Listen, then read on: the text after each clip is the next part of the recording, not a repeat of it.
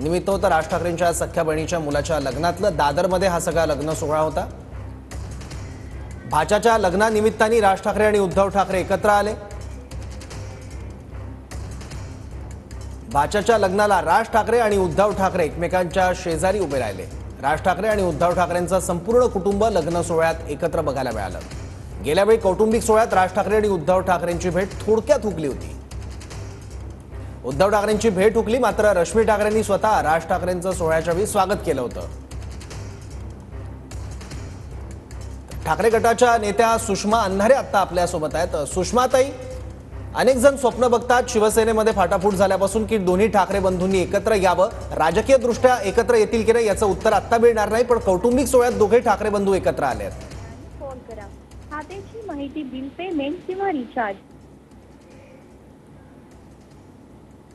सुषमाताई, माझा आवाज येतोय तुमच्यापर्यंत?